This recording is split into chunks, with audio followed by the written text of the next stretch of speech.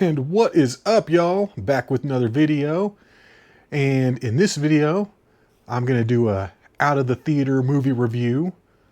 I got one Blu-ray to talk about, and then two new packages to open that should have some new Blu-rays in them. But first off, let's get into the out of theater reaction to Young Washington. I always want to say Young Frankenstein, but it was Young Washington. I took my mom and my dad to go see it. It's my mom's birthday tomorrow, and she really wanted to go see that movie. So I was like, let's go. It was so cool, too, because I had a free pass from when we went to go see Melania a few months ago, and the theater was having problems. So they gave everybody free passes. So I had a free pass. Nobody cares. Let's talk about the movie. It was well made. Dang good. Excellent acting. The costumes were great. Special effects were great. I mean, I think it was a really good movie. I don't know if I'd say it was like great or excellent, but it was really good. It didn't have a lot of action. It was more of a drama, had a lot of talking, had a lot of character development, which was fine. You know, they were explaining the young George Washington, how he grew up, how he became to be the man that he was. But the ending was awesome. The ending was badass. There's like a battle scene. I don't want to give too much away. I'm not going to give any spoilers out because it's a new movie and I don't want to ruin it for anybody. You know, when I start talking about all these old Blu-rays and stuff, you know, I'm going to maybe give some spoiler alerts. I figure those have been out for a while. People have had a chance to see them. But yeah, I'm not going to talk too much about the actual specifics of Young Washington. Other than, like I said, it was well made, good movie. You know, if you're a patriot, if you love America, I think you'd enjoy it. You know, if you're one of these people that hates America, you're probably not going to enjoy it. but I loved it. I thought it was great. Well, like I said, I don't know if it was great. It was borderline great. It was borderline great. I'll probably end up getting it when it comes out onto Blu-ray. I think it was that good. But yeah, I don't know. It just might not have been as good as I was hoping it would be. I was hoping for like the next Patriot movie, you know, with Mel Gibson, The Patriot. Unbelievable movie. I was hoping for another one of those. It wasn't quite that good, but like I said, it was really solid, well made, great acting, you know, and just I loved the character of the young George Washington. He just wasn't taking no for an answer. He was not taking no for an answer. And yeah, it was good. It was a good movie. So I would highly recommend it. Like I said, if you're into that kind of thing, you'll probably enjoy it. Let's move on to this Blu-ray review. Holmes and Watson. I watched this last night. I think I got this yesterday, and I went ahead and I watched it already because I was curious. You know, typically I like Will Ferrell, and John C. Reilly is almost just as funny as Will Ferrell. And when they get together, it's hilarious. So I wanted to watch this and see what it was all about. And this was not that good. When I scanned it into the Blu-ray movie collecting app, it had like a 4 out of 10 stars. I was like, oh my God, that's low. Like you hardly ever see movies with that low of a rating. I think the only thing that I have that's that low is like Battlefield Earth. Maybe a few others, but which is a shame. Okay, Battlefield Earth is way better than like a 3.1 out of 10. Okay, that's like a 7 out of 10 in my book. I love Battlefield Earth. It's so bad it's good. But this was just pretty bad all around. Yeah, I put this in, I started watching it, and within the first like 5 minutes, I was like, oh man, this is going to be a rough watch. This is going to take some perseverance to get through this because it just wasn't that good. The first couple of scenes, it's like you can tell they're trying to be so funny, and it's just not. It's just not. Like Will Ferrell comes out, and he's like, he announces something and holds his hand up, ha, like this. And he's like, what do you think when I hold my hand up like this? And John C. Reilly's like, it's good. And he's like, yes, because I hold my hand up like this. And it's just like, dude, this is the lamest joke ever.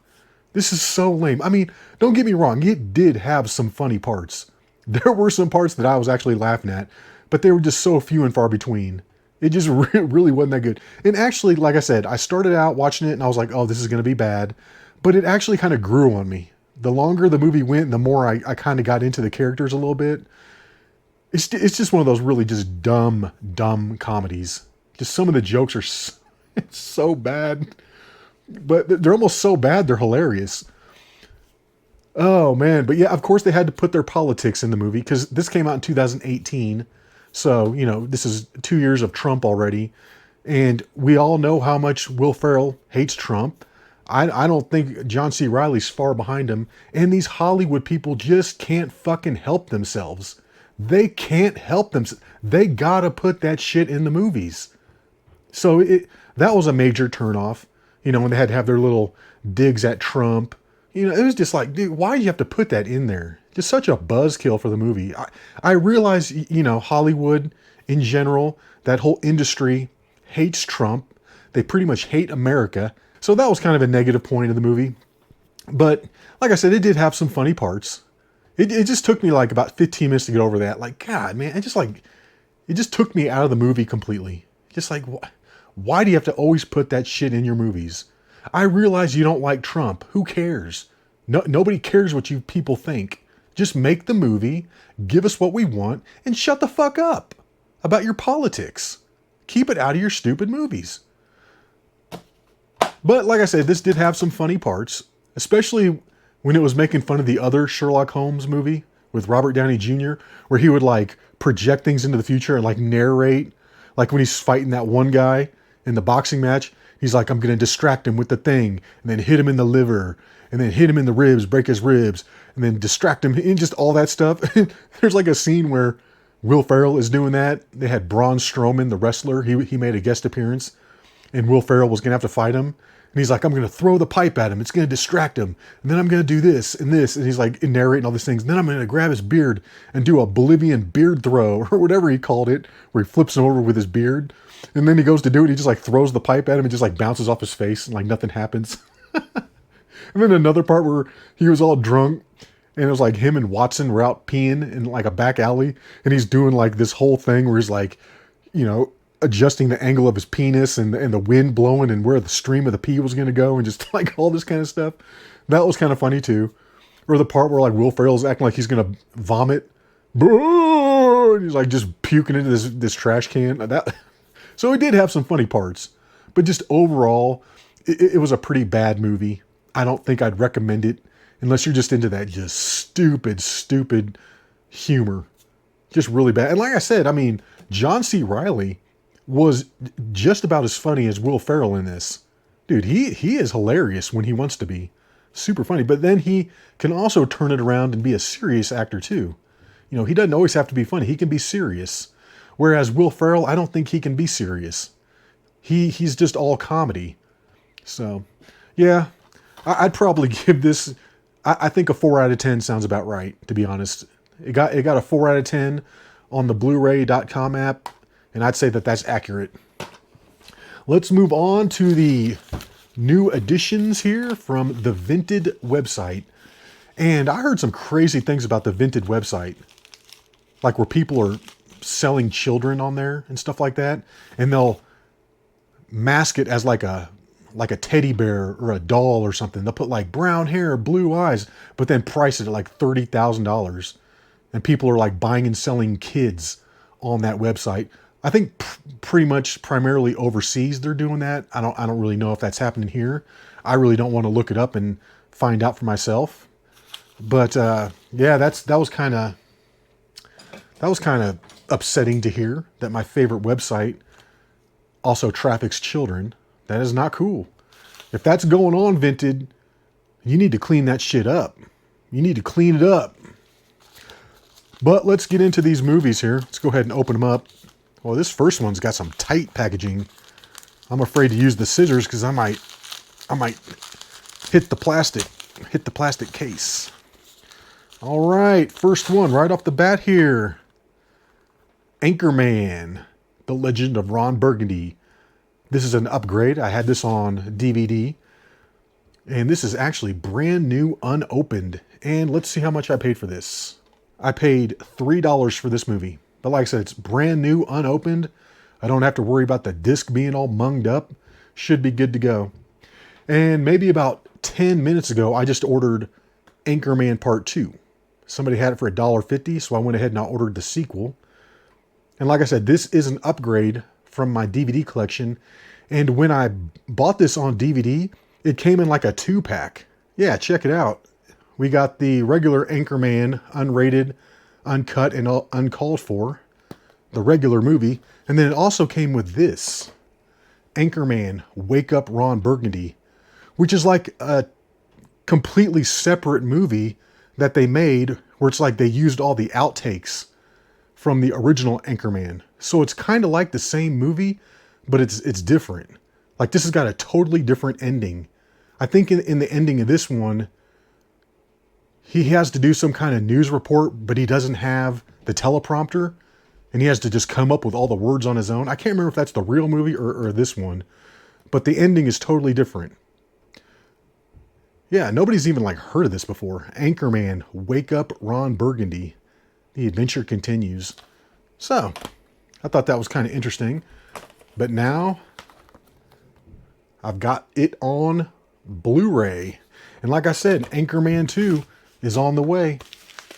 I actually had to message the seller and ask her.